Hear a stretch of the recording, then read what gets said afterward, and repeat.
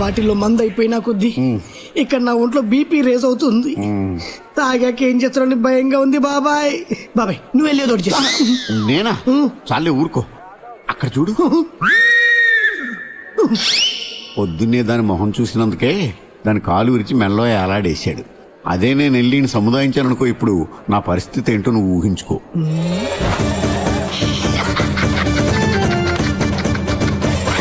ఏంట్రా అర్థమవుతున్నావు?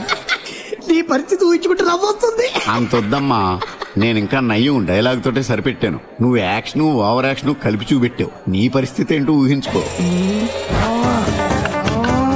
ఇదిగో 5 పైసలు ఉంచుకో. బాబాయ్ తలుచుకుంటేనే నరకం కనిపిస్తుంది.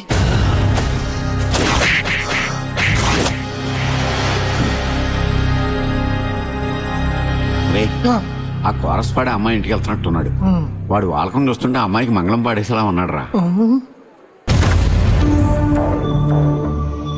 ఏమే నువ్వేనా పెద్ద మిస్ వరల్డ్ అనుకుంటున్నావా? ఇష్టం లేదంటే ఇష్టం లేదని చెప్పొచ్చు కదా. నీకు ఇష్టం అయితే ఖాళీ నా పేరు చెప్పొచ్చు. అదే నేను ఇష్టపడి పెళ్లి చేసుకుంటానంటే కొడతావా? నువ్వేదో ప్రేమతో నా ముఖం మీద విభూతి పెట్టేవనుకున్నానే, కానీ ఇప్పుడు అర్థం అవుతుంది నువ్వు పెట్టింది పంగ నామం అని. స్విచ్ చేసిన తర్వాత మైకును కూడా 1 2 3 టెస్ట్ చేసుకుంటానే. అలాంటిది నువ్వెవరో ఏంటో తెలియకుండా పెళ్లి చేసుకుంటాను చూడు, అదే నేను చేసిన తప్పు. నేను ఇక్కడ ఇంత వాగుతుంటే నువ్వేంటి అటు తిరిగి పోషిస్తున్నావు? తిరిగా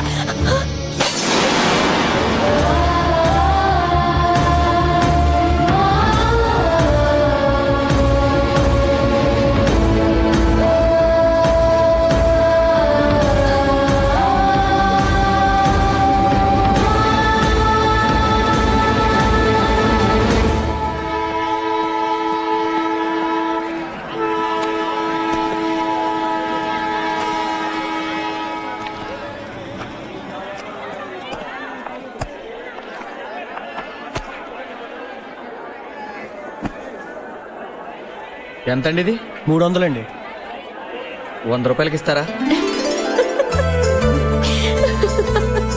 మీరెందుకండి నవ్వుతున్నారు? ఏం లేదు, నేను 200కి అడిగితేనే ఆ బుక్ ఇవ్వలేదు. మీరు 100 రూపాయలకి అడుగుతుంటే నవ్వు వచ్చింది. మీకు ఇవ్వకపోవచ్చు, కానీ నా ఫేస్ చూసి ఇవ్వచ్చుగా. అవునవును ఇస్తాడు, తీసుకోండి. ఫైనల్ గా ఎంతకి ఇస్తావు చెప్పవా బాబు? చెప్పానుగా, ఇంకేం తగ్గదు. ఉంచుకో.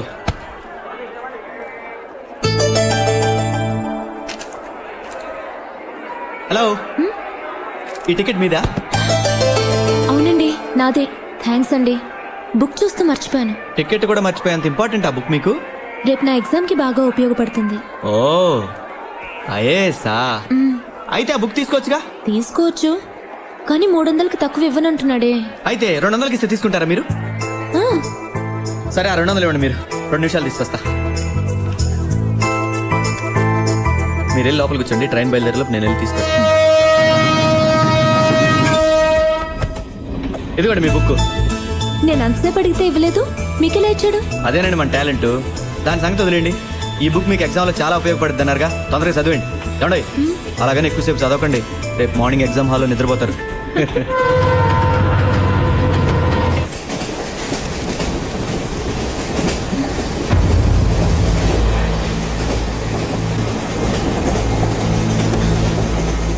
అబే, మీరు పడుకున్నారని బోర్ కొట్టి చదువుతున్నానండి. మిమ్మల్ని చూస్తే బోర్ కొట్టి చదువుతున్నట్టు లేదండి. నేను మీలాగే ఐఏఎస్ ఎగ్జామ్ రాయబోతున్నాను. నేను నమ్మలేకపోతున్నానండి. ఈ విషయం దాచాల్సిన అవసరం ఏమొచ్చింది? మీరే అన్నారుగా నమ్మలేకపోతున్నాను, అందుకే దాచాను. మా నాన్నగారు కలెక్టర్ ఆఫీస్లో ప్యూన్గా పనిచేసేవాడు. నేను కలెక్టర్ అవుతానంటే అందరూ నవ్వేవారు, ప్యూన్ కొడుకు కలెక్టర్ అవటం ఏంటి అని. అందుకే నేను ఎవరికి చెప్పుకోను. ఐఏఎస్ అంటే నాకు ప్రాణం అండి. నాలాంటి వాడి బుక్ కొనాలంటే ఎంతో కష్టపడాలండి. ఇందాక మీరు ఇదే కంపార్ట్మెంట్లో హైదరాబాద్ వస్తున్నారని తెలుసుకున్నాక, అట్లీస్ట్ మీరు చదివి పడుకున్నాకని చదువుకోవచ్చని మీ దగ్గర ఉన్న 200, నా దగ్గర ఉన్న 100 కలిపి ఈ బుక్ కొన్నాను. ఇప్పుడు మీరు లేచారుగా, మీరు చదువుకోండి. పర్వాలేదు, మీరే చదవండి. ఓకే.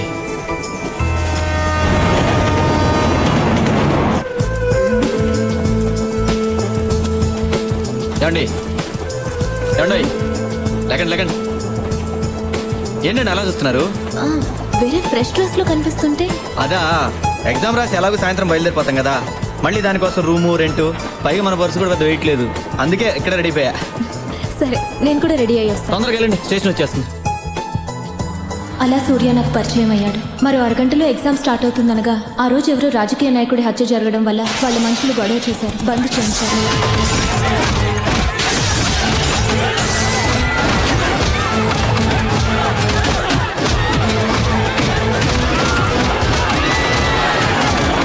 దాంతో మా ఎగ్జామ్ మర్నాటికి పోస్ట్పోన్ అయింది. ఇప్పుడు ఏం చేద్దాం? బయటికి వెళ్ళి ఆలోచిద్దాం, పదండి. సింగిల్ రూమ్ లేదు, ఒకే డబుల్ రూమ్ ఉంది, కావాలా? పర్వాలేదు, అడ్జస్ట్ చేసుకుందాం. సరే ఇవ్వండి. ఇందులో అడ్రస్ రాయండి. రూమ్ 300. 200కి ఇవ్వకూడదు? పర్వాలేదులే.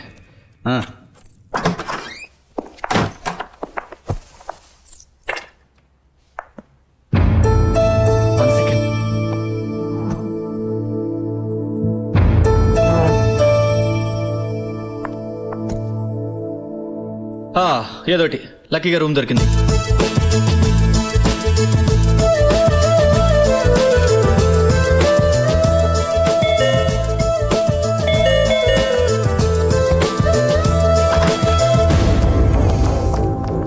ఏ ఊరు మంది? వైజాగ్ అండి. వైజాగ్ లో లాడ్జిలు లేవా? హైదరాబాద్ దాకా వచ్చారు? అయ్యా సార్, మీరు అనుకున్నట్టు మేమేం తప్పు చేయలేదు సార్, చదువుకుంటున్నామండి. అది నీ పెళ్ళామా? లేదు సార్, నా ఫ్రెండ్ అండి. ఫ్రెండో పెళ్ళామో స్టేషన్ ఎస్ఐ గారు చెబుతూ అన్నాడు. ఆడమంటుండే మేమేం తప్పు చేయలేదు సార్.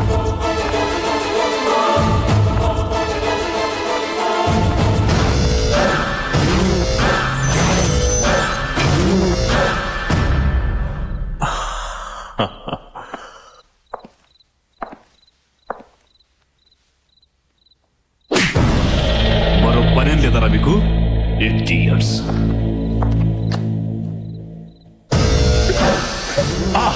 ఫ్రెష్ ఏంటి వ్యాపారానికి కొత్త? సార్ మేము ఎగ్జామ్ రాయడానికి వచ్చాం. అబ్బబ్బబ్బబ్బబ్బా, ఈ వ్యాపారానికి ఎగ్జామ్ కూడా పెడుతున్నారా? సార్ మీరు తప్పుగా అనుకుంటున్నారండి. నేనే తప్పుగా అనుకుంటున్నాను. ఎగ్జామ్ రాయడానికి అంటే నేను నమ్మాలి, కారణం కొత్తగా చెప్తున్నావు. టెన్షన్ పడుకో సార్. సార్ మేము నిజంగా ఎగ్జామ్ రాయడానికి వచ్చాం సార్, నమ్మండి sir. Sir 1 second sir. Sir hall ticket అండి. ఎగ్జామ్ రాయడానికి వచ్చారు? అవునండి. ఐఏఎస్? అవును సార్. నాకే బాస్ అవ్వాలనుకుంటున్నావా? ఇలాంటి దొంగ హాల్ టికెట్స్ ఎన్ని కావాలరా నీకు?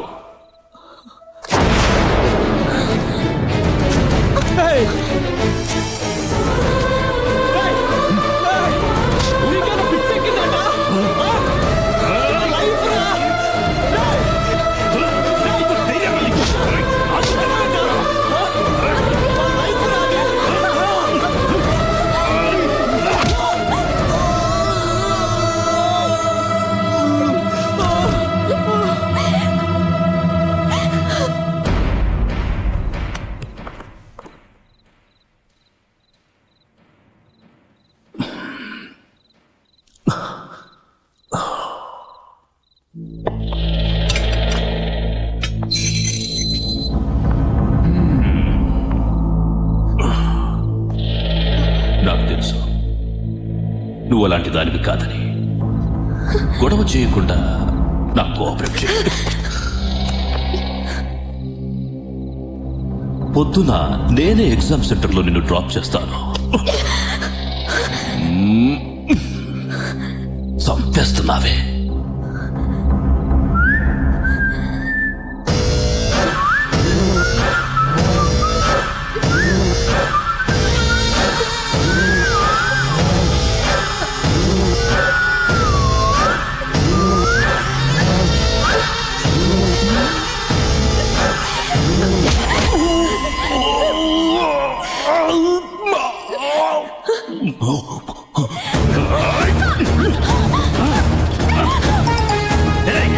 ఫోటోగ్రాఫర్ని పిలవండి. వీళ్లతో పాటు దీన్ని కూడా ఫోటో తీయండి. నువ్వెలా పతివ్రత అవుతావు చూస్తానే.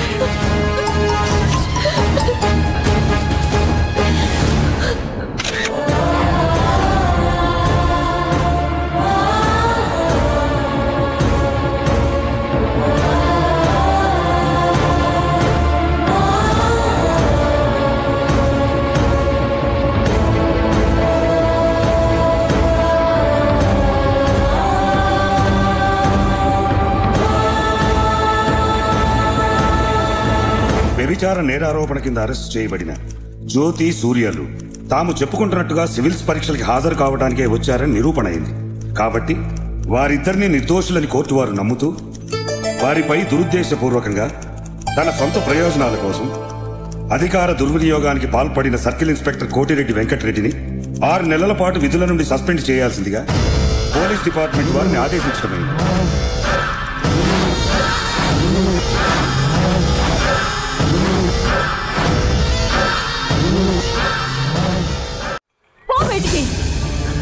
నీ నిర్వాకం పేపర్లో వచ్చిన దగ్గర నుంచి ఈ వీధి వీధంతా మా మొహాల మీద ఉమ్మేస్తున్నారు. నేనేం తప్పు చేయలేదు పిన్ని.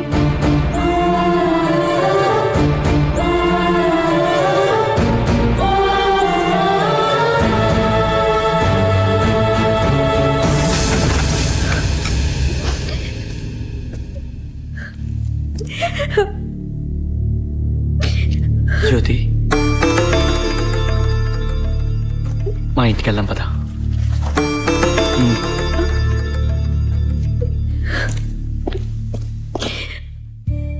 చూడమ్మా, జరిగిందంతా మర్చిపో. అదే తలుచుకుని బాధపడద్దు. నిందలు వేసేవాళ్ళు నోళ్ళు మూయటం చాలా కష్టం. ఈ లోకంలో చెడు చెప్పుకునేంత తొందరగా మంచి చెప్పుకోరమ్మా. నీకు ఎవరు లేరని బాధపడకు. మేమంతా ఉన్నాం కదా, ధైర్యంగా ఉండు. ఇవాళ నుంచి నువ్వు మా ఇంట్లో మనిషివేనమ్మా.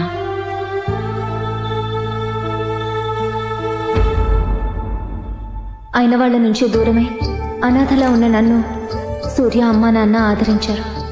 ఆ రోజు నుంచి నేను వాళ్ళ కుటుంబంలో మనిషిని అయ్యాను. జ్యోతి, అప్లికేషన్ ఫిల్ చేయి. కలెక్టర్ అవడమేమో కానీ కోచింగ్ సెంటర్లో అప్లికేషన్ తెచ్చుకోవడానికి పెద్ద కష్టమైపోయింది. ఇదేంటి ఒక అప్లికేషన్ తెచ్చా? ఒక ఇంటికి ఒక కలెక్టర్ సరిపోరా? సూర్య, జోక్ చేయొద్దు. నేను సీరియస్గా అడుగుతున్నాను.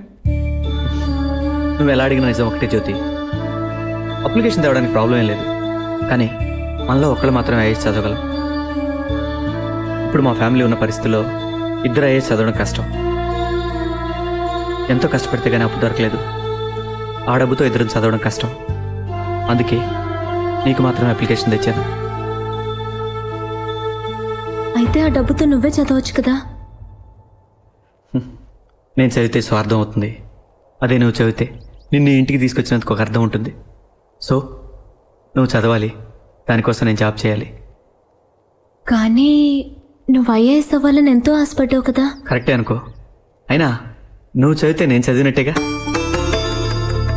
నేను చదివితే సూర్య ఐఏఎస్ అని నా పేరు పక్కన మాత్రమే ఐఏఎస్ ఉంటుంది. అదే నువ్వు చదివితే జ్యోతి సూర్య ఐఏఎస్ అని 2 పేర్లు కలిపి ఉంటుంది. అంటే నీతో పాటు నేను ఐఏఎస్సేగా. జ్యోతి, నీ లక్ష్యంతో పాటు నీ జీవితంలో కూడా నీ తోడుగా ఉండాలని నిర్ణయించుకున్నాను.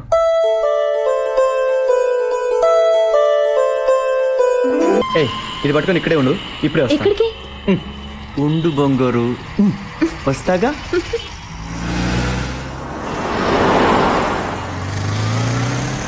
ఏ సీను, నేను చెప్పింది రెడీ అయిందా? రెడీ అయింది సార్. ఇవ్వు.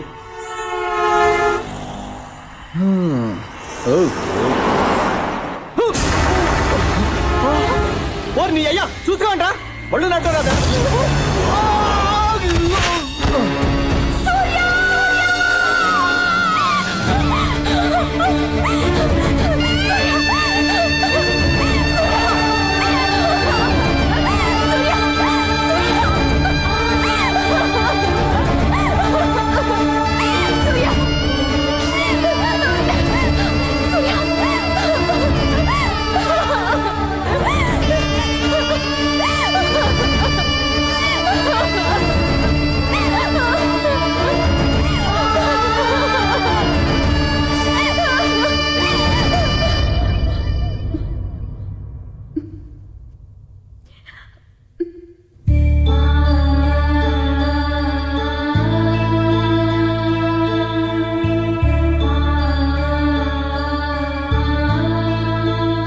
సూర్య ఈ లోకంలో లేకపోవచ్చు, కానీ నా మనసులో బతికే ఉన్నాడు. నాకు సంబంధించినంత వరకు ఐఏఎస్ అనేది 3 అక్షరాల మాట కాదు. సూర్య కళ, నా జీవితం. ఈ జన్మకి సూర్యతో కలిసి బతికే అదృష్టం లేకపోయినా అతని కళ నిజం చేయాలన్న లక్ష్యంతోనే బతుకుతున్నాను. దానికి ఎవరడ్డొచ్చినా నేను తట్టుకోలేను. దయచేసి నన్ను డిస్టర్బ్ చేయకండి.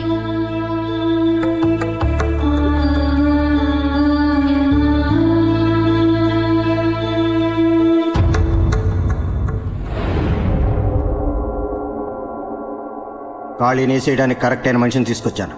ఎవడు వాడు? ఏరా వెటకారంగా ఉందా? కండలు తిరిగిన రాయలసీమ రవే హాస్పిటల్ నుంచి డిశ్చార్జ్ కావడానికి 4 రోజులు పడుతుందన్నారు. అస్థి పంజరానికి బట్టలు వేసినట్టున్నాడు వీడు. బయటికి తీసుకెళ్ళండి రా, గాలికి వాడే ఎగిరిపోతాడు.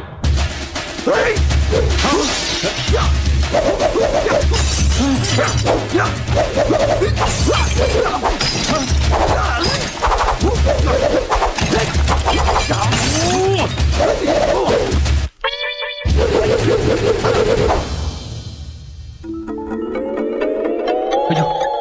ఏమిట్రా, ఇంతలోకి ఇల్లు అసెంబ్లీ లాగా చేసేశాడు.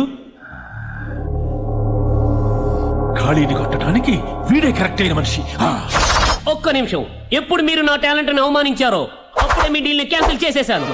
మరి ఎందుకు నా బంగారు సామాన్ అంతా బత కొట్టేశావు? రోగి రోగాన్ని దాచుకోకూడదు, వీరుడు విద్యను దాచుకోకూడదు. వస్తా. వీడెవడండి బాబు, సునామీలా వచ్చి అలకల్లోనం చేసిపోయాడు. నేను అప్పుడే చెప్పాను మైక్ సెట్ కి 5,000 ఇచ్చేద్దామండి అని. విన్నారా? ఎమ్మెల్యే పరువు అది ఇది అన్నారు. లోడు సిమెంట్ దగ్గర నుంచి లోకల్ రౌడీలు, ఆ రాయలసీమ రవి, ఇప్పుడు వచ్చాడే ఈ బ్రూస్లీ గడు, ఆడు పగలగొట్టిన సామాన్లతో కలిపి దాదాపు 3 లక్షల రూపాయల దాకా బొక్క. నా మాటిని ఆ ఖాళీగాడితో గొడవ పట్టం మానేయండి సార్, లేకపోతే అనవసరంగా 5,000 పోతాయి.